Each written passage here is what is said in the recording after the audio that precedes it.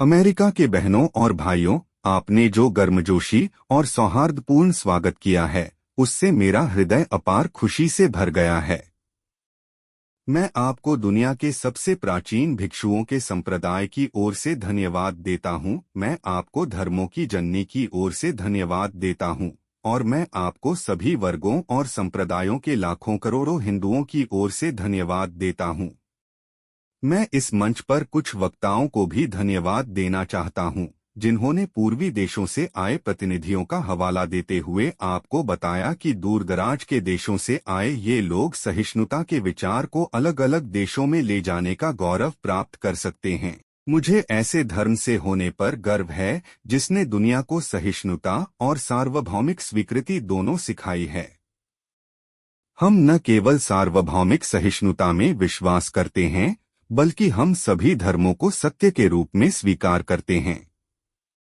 मुझे ऐसे देश से होने पर गर्व है जिसने पृथ्वी के सभी धर्मों और सभी देशों के सताए गए और शरणार्थियों को शरण दी है। मुझे आपको यह बताते हुए गर्व हो रहा है कि हमने अपने सीने में उन शुद्धतम इस्राएलियों को समेटा है जो उसी वर्ष दक्षिण भारत आए और हमारे साथ शरण ली, जिस वर्ष उनके पवित्र मंदिर को रोमन अत्याचार द्वारा टुकड़े टुकड़े कर दिया गया था। मुझे ऐसे धर्म से होने पर गर्व है जिसने महान पारसी राष्ट्र के बचे हुए लोगों को शरण दी और अभी भी उनका पालन पोषण कर रहा है। भाइयों, मैं आपके समक्ष एक भजन की कुछ पंक्तियां उद्धृत करूंगा, जिसे मैं बचपन से ही दोहराता आया हूं, जिसे प्रतिदिन लाखों मनुष्य दोहराते हैं।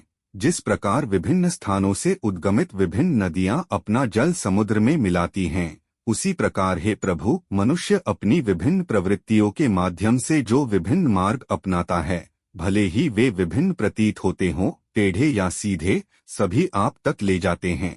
वर्तमान सम्मेलन, जो अब तक आयोजित सबसे पवित्र सम्मेलनों में से एक है, अपने आप में गीता में बताए गए इस अद्भुत सिद्धांत की पुष्टि दुनिया के सामने घोषणा है। जो कोई भी मेरे पास आता है, चाहे वह किसी भी रूप में हो, मैं उस तक पहुंचता हूँ। सभी लोग उन रास्तों से संघर्ष कर रहे हैं जो अंततः मुझे ही ले जाते हैं।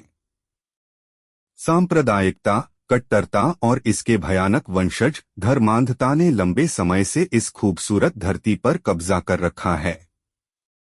उन्होंने धरती को हिंसा से भर दिया है, इसे बार बार मानव रक्त से नहलाया है, सभ्यता को नष्ट किया है और पूरे राष्ट्रों को निराशा में डाल दिया है।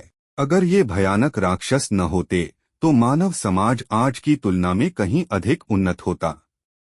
लेकिन उनका समय आ गया है, और मैं पूरी उम्मीद करता हूं कि इस सम्मेलन के सम्मान में आज सुबह जो घंटी बजी है, वह सभी धर्मांधता, तलवार या कलम से होने वाले सभी उत्पीड़न और एक ही लक्ष्य की ओर जाने वाले लोगों के बीच सभी अमानवीय भावनाओं की मृत्यु की घंटी होगी।